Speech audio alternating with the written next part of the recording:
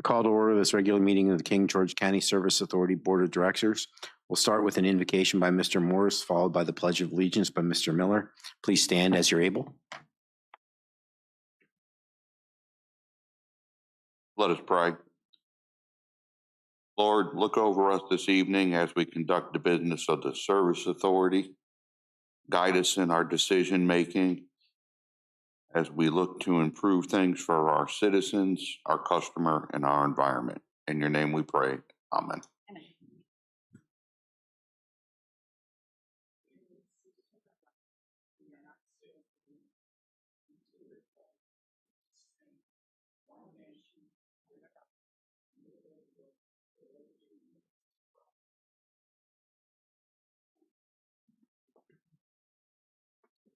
Mr. Miller, are there any amendments to the agenda? No, sir. Moving on, public comment. Is there anybody in the audience that wants to speak? Seeing none, Mr. Dines, is there anybody online?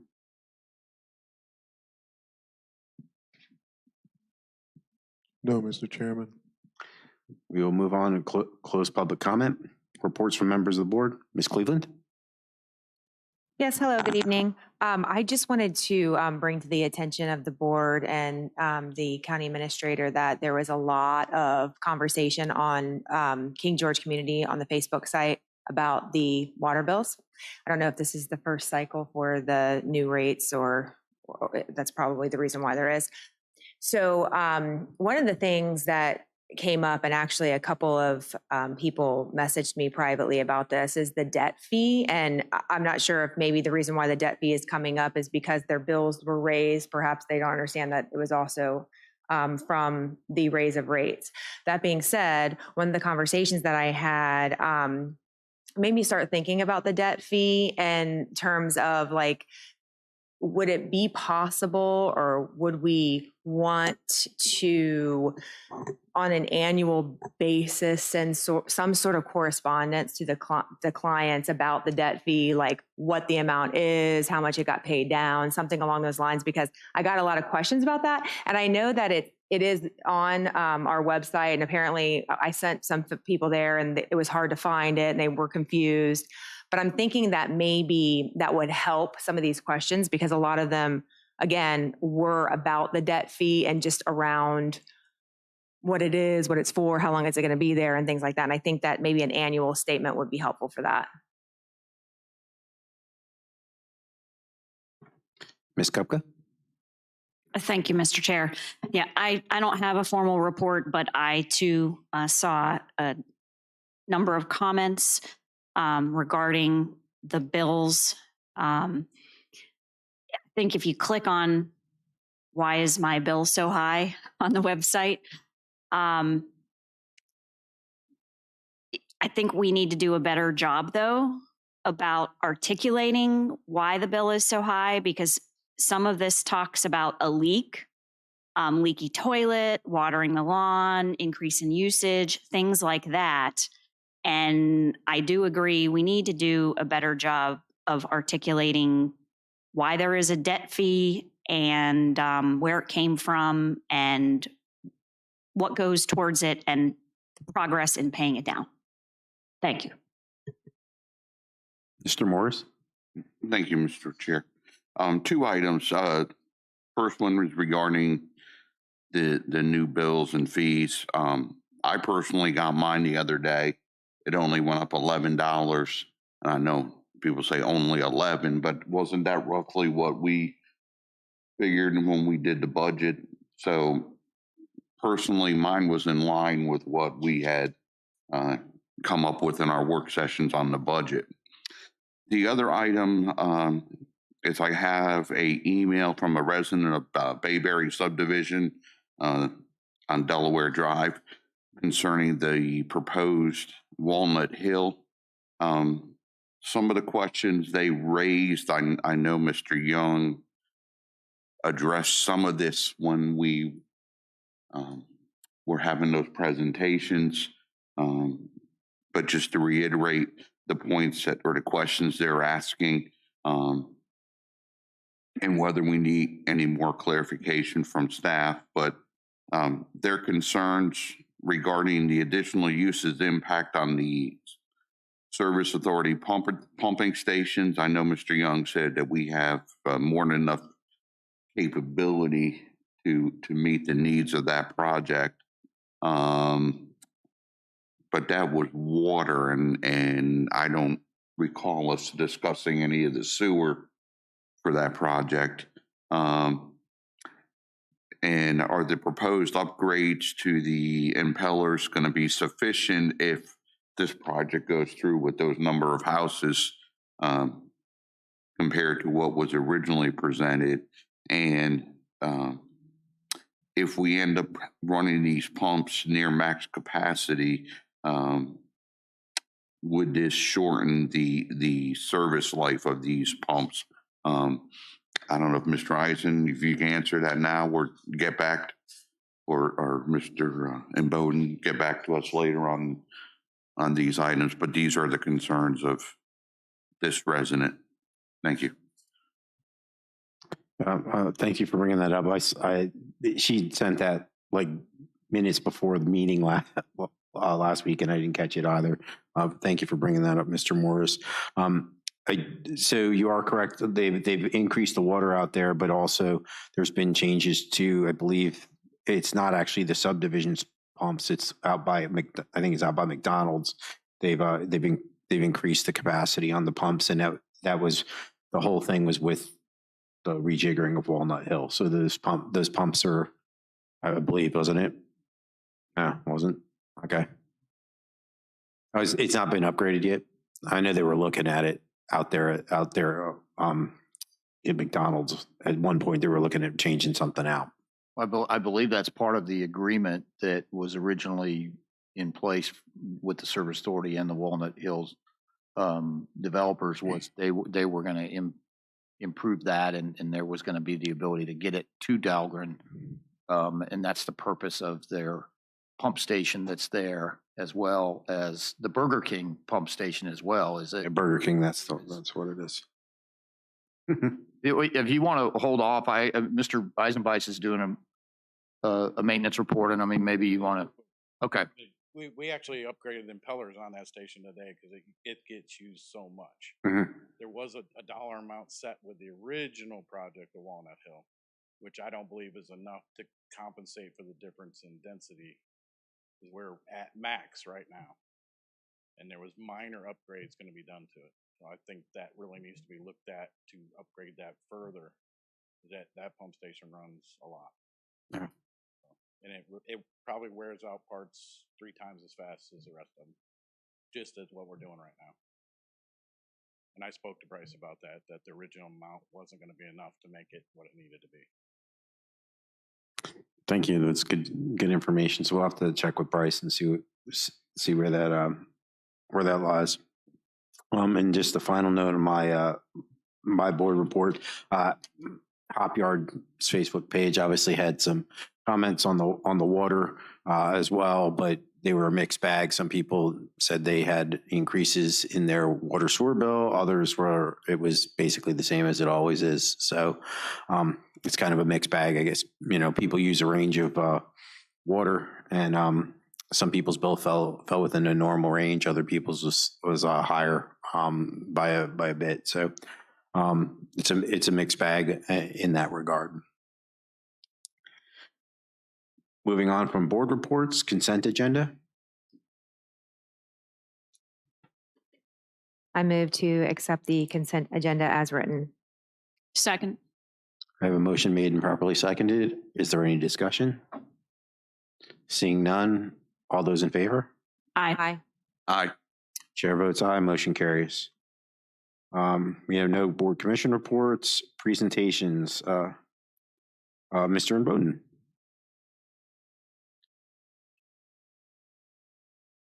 Good evening, members of the board. We'll be quick this afternoon. I have broken down kind of an abbreviated review of our utility report. The Saft well is now back online. Thank you, Chris. and operational. And since its operation and being placed back in operation, we haven't had any issues with that. We did have some issues with Mammoth Well. There was a contactor that went bad. Maintenance was able to get that repaired same day and brought back online. So we appreciate their quick responsiveness there. We just normal operations. We've replaced and or repaired chemical pumps throughout the various systems in the county. And then we're also continuing sample collection for Q3 compliance monitoring period. We're actually doing a sampling blitz. We have other resources from other parts of the state coming in this week to finish up and finalize all the sampling for the King George County. And we'll be getting those results back hopefully by the end of the month. For August, wastewater operations, there was an exceedance at the Fairview Beach wastewater plant, and the exceedance involved fecal coliform. The limit is 50, and we exceeded it at 62. We did do a deep dive into kind of historical documents to try to figure out what has potentially caused this, and what we found is that annually, year over year, we've historically had issues at Fairview Beach with either fecal or entero being an issue and having an exceedance. And so that it gave us cause to look a little bit further and try to identify what may be causing this. And one of the things that we came up with is potentially algae growth in the post-EQ causing these issues by blinding out the UV lights and rendering them not 100% effective. So our operations team, in conjunction with the maintenance team, are working on draining that post EQ down here in the coming days, cleaning that out. We've cleaned the UV channel, the UV bulbs as best as humanly possible. But I will also note that that UV light is slated for replacement. The UV banks that are at the UV system that is at Fecal or Fairview Beach is slated for replacement, and we're waiting on some prices to get that replaced. Fairview Beach wastewater plant, the VEPTES permit has been, the reissuance application has been submitted, and we followed up today with some additional temperature monitoring that DEQ requested. So that has been sent over to DEQ, and it's in their court to go through their data mining and get us a reissuance of the permit. The Dahlgren wastewater treatment plant effluent meter is causing us some issues, most notably just on the data logger. And just talked with John before the meeting. He has the parts to replace that, but it's not as simple as plug and play. There's some programming involved and some technical pieces to that, and so that will be repaired and back online. In the meantime, we're getting our data a different way. In the meantime, and to continue providing that data to DEQ. So that is the highlight of our utility report. Be happy to take any questions you have. In reference to the Fairview Beach fecal, that reading is taken at the plant or in the river or where? That sample is collected from the flow of water, the discharge of water from the treatment plant itself. So Okay. before it reaches the river, actually I believe it's a below grade or below waterline discharge. The sample is collected at the effluent flume there at the wastewater plant. Okay, and you are aware of the history there, and that we paid for a big study, and they deemed it was non-human biological in the river there. The only data that we have is just the data from the DMR, the operational reports from years gone by. Okay. The data that you're referencing, we haven't not had access to that. And then my other question is, because 70% of the state drains through there, and the fact that we're in drought conditions, is the lack of natural water flow affecting readings in that area? No, sir, not readings at the plant. But I will say that dilution factors and mixing factors in the Potomac probably have changed from the drought. but the results that we're getting and the numbers that we're reporting to DEQ are from the plant specific, which would be external to the drought conditions. Okay, thank you. Yes, sir. All right. Mr. Chair, could we get that information, that report? We had a presentation a couple years ago, I think it was, from someone down Hampton Roads who did a study for us. Can we get that to N. Bowden? Would that be okay with the rest of the board? To direct staff to do that? Thank you. Thank you. Are there any other questions? Yeah, I have one. I'm just looking at the trending data on the Hop Yard Farms and then also Fairview Beach and the BOD5. What is that? Biochemical oxygen demand. So is it, and I just look at the trends and so I see something that's off when it goes up and then down. Can you explain how that? So the charts that are in those graphs, I don't necessarily like those charts. I'm going to have our team kind of do a little bit of a revision to those charts. What it doesn't show is the limit. And so if you look at the y-axis there, it has the concentration value of like, I think up to like 4 or 5 or 6. And so the resolution of that graph is very high. So you'll see those increases, although very slight. Our limit is like 30. And so all of those analyses are way below the permit limit. But whenever something has like a 4 or a 5, it'll jump up to the top of that graph, indicating that there's a problem, and indeed there's not a problem. That chart needs to have kind of a zoomed out view of the overall permit parameter conditions. Okay. Yeah, I see that. I have the same issue that you're having right now.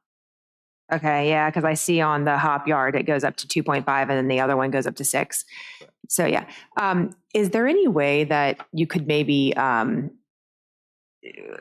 give us a key chart of what it is, like Sure. what the BOD5 is, and then maybe the limit so that we understand when we're looking at this, where it is? Because I just look at them and I look at the trends. And so there's one on here, to your point, it only goes up to 2, but it's non-existent and then spikes up and goes down. So. Right. Okay. Yes, subtle changes on a graph of that caliber is going to be pretty observable, I guess you could say. But we will certainly provide that key that you're requesting, and maybe provide a little bit better resolution, so you can kind of see the limits. Yeah, that would be great. Yeah, thank you. Certainly. And I'll just have you, I know it's going to be on the next report, but just because everybody's seen it, the recent Perkins Corner issue, just explain that to everybody. So a big part of wastewater operations is a process called wasting. And how we do that is we engage an air pump by way of an air line opening and closing a valve to pull water or waste sludge from the actual process into a waste tank. The waste valve it's all manual operation, and there's no alarm or anything to indicate if there's a problem. The waste valve was not fully engaged closed after the operator performed his wasting endeavors. And when we came back in the next morning, we saw that the waste valve was not fully engaged closed and that the tanks had filled up. There was approximately 25,000 gallons of residual volume capacity in those existing tanks.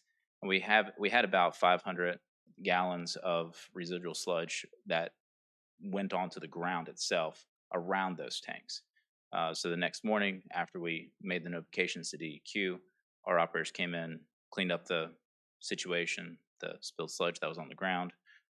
We submitted a 5-day letter per the permit conditions, and the facility is back in operation.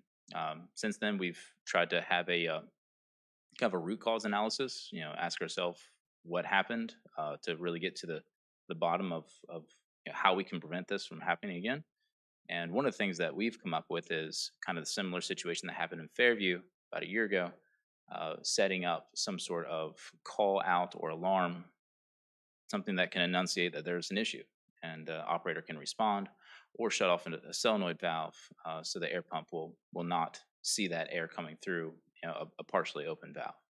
So that was what was happening. That's what we're planning to do to correct the problem. Appreciate it. Certainly. Is there any other questions? Can I just make a comment on that? So you're saying that you are going to put the alarms on or the controls on? Yes, ma'am. Okay, thanks. Yeah, so the long story short on that is the plants are old and they don't have any fail safes on them, which is so Mark had indicated that it's the same problem that Fairview Beach had. Something got left slightly open and it caused an issue. But I did want him to go over this because this wasn't a spill into the waterway. It was a spill onto the ground around the plant. So. Yeah, I would say that those controls are probably really important to have, and it will hopefully eliminate that human error mistake because it could be essentially a lot worse, right? And so, I mean, whatever cost it is, it's a benefit because we're going to end up getting in more trouble with DEQ and all the fines and everything else. So it's better that we spend the money and get it done. Which I know that, didn't we have a study done by, I can't remember who did it, but they even said that we should get those controls on our systems.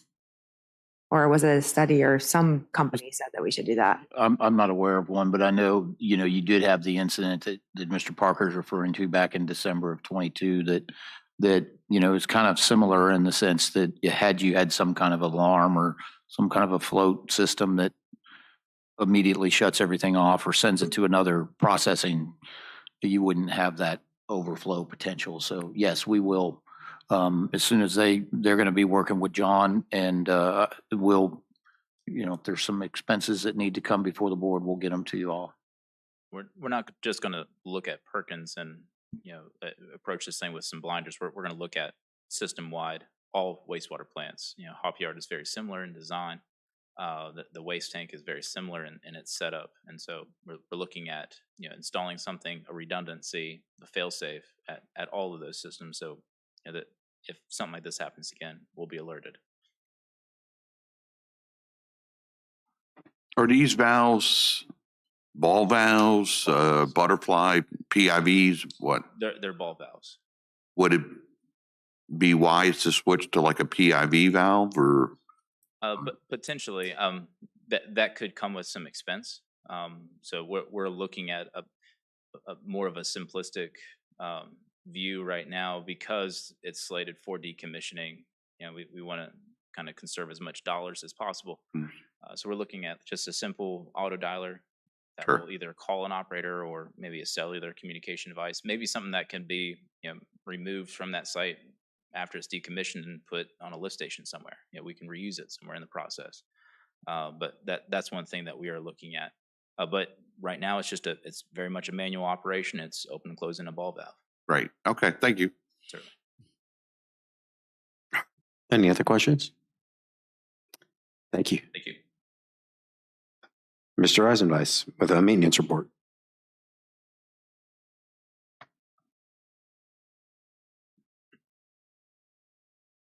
I have a short and sweet one also. Mr. Chair, members of the board. Last update was in May, and since then we've done 900 locates, 189 customer requests, which doesn't include anything we do on a daily basis. That's just customer requests. Our original pump truck is now completely dead, and we had to procure at least one, which is much larger than the other one, and it's been some heartburn. We're actually on our second truck already. The first one already broke down. So it's been some growing pains with that.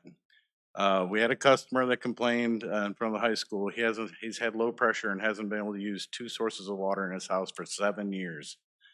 So we determined the problem was the service line. We had to bore underneath Route 3 and we installed a new line for him, and he's just tickled to death that he's actually can use his water now. These are things that have just been going on for years that were never addressed. And we also had a hydrant in Bayberry that had a wrong pumper connection for 20 years. It's been sitting there, and they've been trying to get it changed for 20 years. And we have an issue in Bayberry is none of that stuff was installed with valves. So it's either shutting off all of Dahlgren's water service, or we made an adapter for the hydrant. So it got them their connection that they needed for that hydrant. We're doing our normal stuff with Imboden, doing water and wastewater facilities, distribution maintenance, water leaks, meter reads, disconnects, reconnects. We just had a repair at Dahlgren. There was quite a significant leak in the air to the digesters. It was created when the small blowers were changed to the large blowers. We removed all the old blowers were left in place, all the old fittings, valves, everything were all left, and they've just been sitting there leaking all this time. We removed all that equipment, cleaned it out, and just straight piped everything, which is about almost a week-long process. We have no leaks in the air now. We've been working with them Bowden and water and wastewater. We've trying to, like he said, with the alarms, we're trying to figure that out. Some of this stuff that had been in place years ago hasn't worked in years. And it's going to be a difficult task to get some of this going, but we'll figure it out one way or another. AMI is going on. We're assisting them with cleaning meters, changing sets, that kind of thing, just locating meters. We've had a few good ones that they weren't aware of that kind of when they took them apart, they just literally fell apart. Creates quite a mess. We have two new maintenance technicians we're training. We're completing the DEQ upgrade requirements for Burger King, which we had to install an entire new service there. We're doing this all in-house. Generator, a second pump, a fence, and a propane tank. October we'll be doing the permanent nitrate recycle repair, which is cutting apart all the stainless box in the middle of the plant, getting lifted out with a crane and putting all new piping and airlifts in. And starting our winter preparation. Plows, heaters, that kind of thing, trimming trees back from lines, that kind of thing. One thing I don't have on here is we did a test run of Mammoth Tank, the tower, that has to be taken offline for maintenance. We did a test run to see if everything will keep up with the Owens tank. It's running perfectly, so we are gonna leave that shut off. They're planning on being here in October, and we'll start a slow drain, which goes to the plant next week, to empty that tower. And we'll be good to go. And if you have any questions, I'll be happy to answer. Are there any questions? Thank you, Mr. Chair. Thank you for your report, Mr. Eisenbeis. So going back to the prior slide, it's great that we were able to remedy these ongoing long-term situations for these customers. Did they just not really say anything lately, or? It just finally got to my attention, and once it did, we just took Okay, action. well, Yeah, I'm grateful for that. The fire department just saying, hey, we've been calling for years and we've never got any action. Can you do something about this? Okay, So, thank you very much for that. Thank you. Thank you for this report. I did have a question about the the new meters. Have we gotten any feedback from clients about what their bills are looking like with the new meter reads? Any feedback, any complaints? I'm curious because I know that when we were originally talking about this, they were going to be able to identify like smaller leaks. And I'm curious if there's been any. with customer interaction in the field, yes, they've approached us and we can show them right on the face of the meter. They can see if there's a leak because it actually reads out on the face of the meter. And then I know with Patty, she's been able to actually see, the one post you have on King George Community. Yes, That water usage. that's what I was asking. Yeah. She was able to tell them, hey, even when you weren't here on vacation, you were using 100 gallons of water a day when you weren't even home. So you have a leak. You just got to find it. And it's very good to get that down to the day where we can see what's been being used. So no negative comments. It's been all pretty positive then. Okay. Thanks. Any other questions? I want to thank you for all your hard work and your team's hard work. I know there's a lot going on, and our customers really appreciate it, and we appreciate it as well. Thank you very much. Mr. Chair, if I could ask, John, how long is the Monmouth tank going to be down? Is it? Approximately 6 weeks. Okay. They're actually doing a new corral on top for the cellular towers, and then they'll be painting the outside and the inside.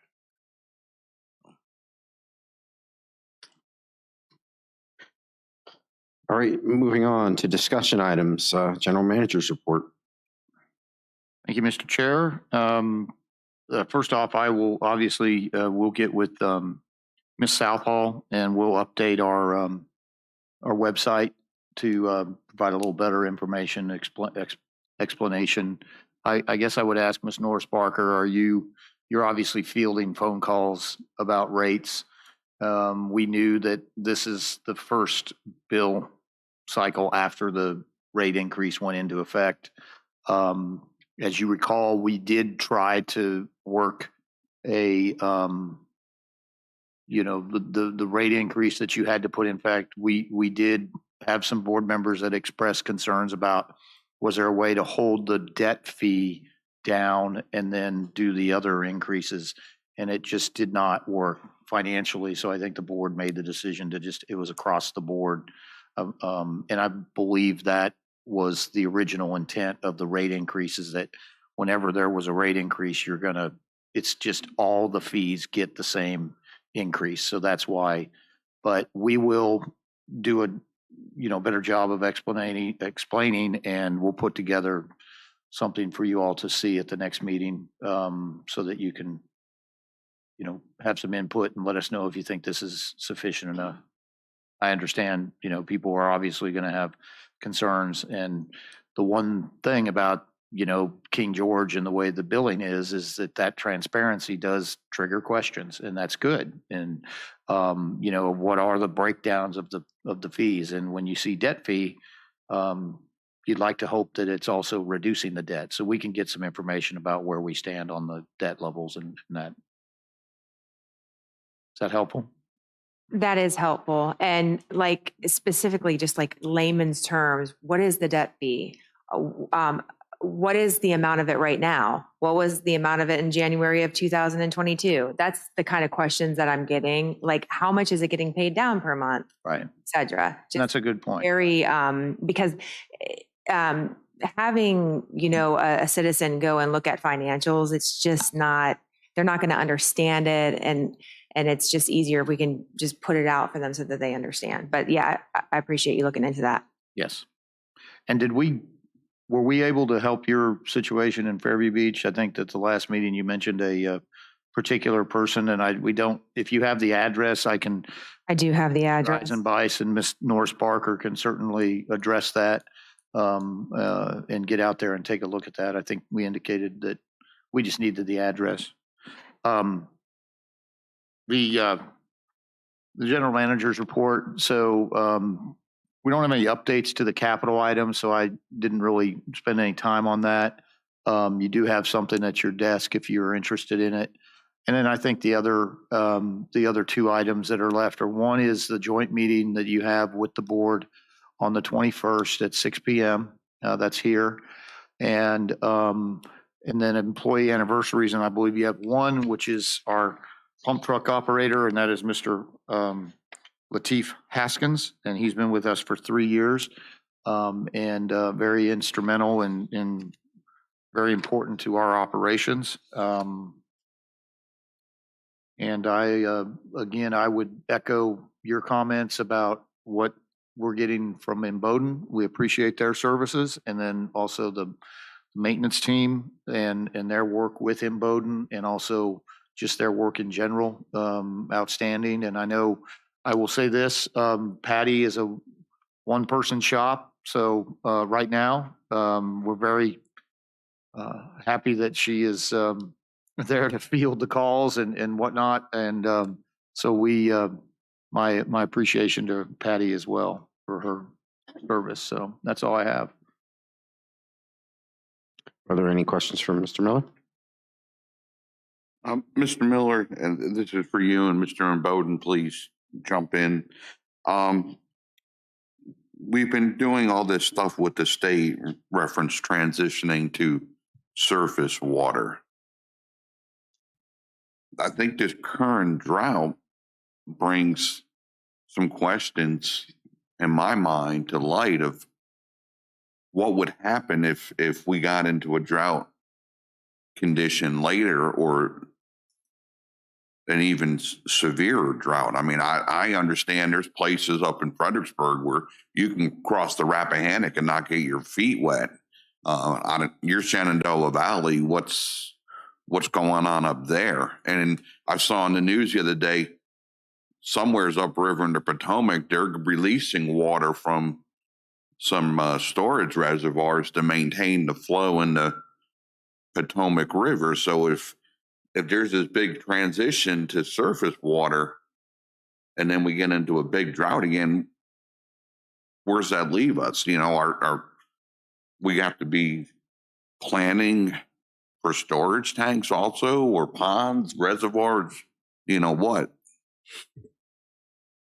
I would defer to Mr. Imboden as being a technical expert, but I know, you know, we obviously have to follow whatever regulations that DEQ is going to put on us. Obviously with groundwater, that's a really heavily regulated area, and surface water. I know that the folks that have surface water are limited by what they can withdraw when there are drought conditions or when there's low water conditions. So, but we can certainly get some more information if you desire that, but I'll defer to Mr. Imboden.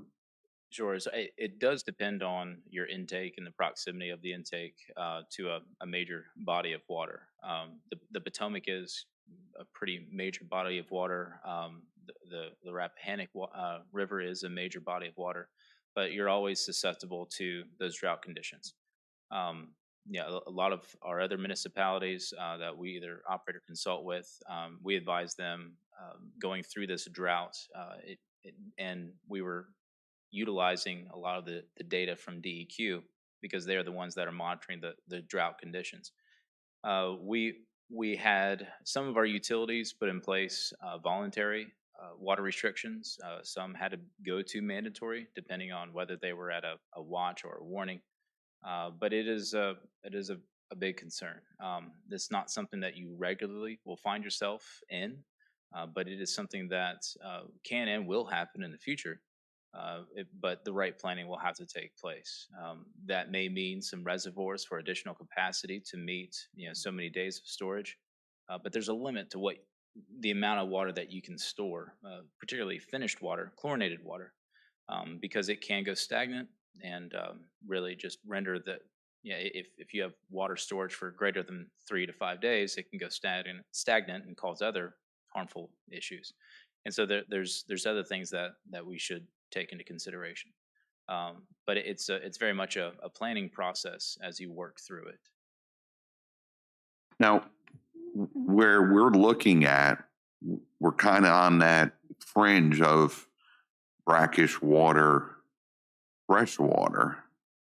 With this drought, does that brackish line move further upstream? That would have to be determined by someone other than myself. I think there could be potential, but probably in most cases, no. But if it's on tidal waters, there's a potential for that, yes. Okay. Just questions that have come to mind with this drought. So thank you. Sure. Are there any other questions for Mr. Miller? I had a comment on that real quick because it just brought up another thing that I was thinking about. Can't the county limit, like when you have new companies come in or new developments come in, like limit the developer to energy efficiencies as it relates to water? I'm just thinking from a planning perspective, like if you have a development coming in and you say, okay, well, you can't have pools in this development. You can't have the water systems in your yard in this development to help with that issue with the water in the future. It just an idea in case, it's something to consider when you're negotiating with developers. So I will answer that. The answer is yes, but it's almost pointless to an extent, right? So most regulations require like low flow shower heads, low flow toilets and stuff like that. But that's the developer putting them in. Nobody can stop you from going to Home Depot, buying the super flush toilet and the elephant wash shower head, and switching them out yourself. So there are limits. You can make regulations on not having things like sprinklers and whatnot. But obviously that has to be policed, because if somebody goes and installs those, it's got to be policed. So it's a yes and no thing. You can require energy efficient and kind of water efficient appliances and stuff on the initial build, but You can only require it of really the developer. And then you got to hope the citizens keep with it and don't change it all out. Because that's a kind of a universal issue. You'll see it in lots of counties where they require the water efficiency, but then everybody changes everything out or pulls the little blue plug out of their shower head to make it less restrictive.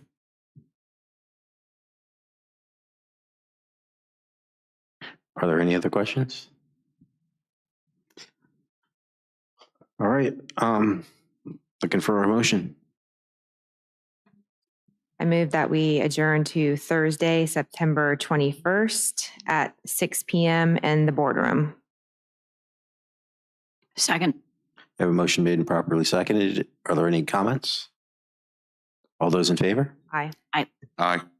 Chair votes aye. We are adjourned to Thursday, September 21st, 2023 at 6 PM here in the boardroom.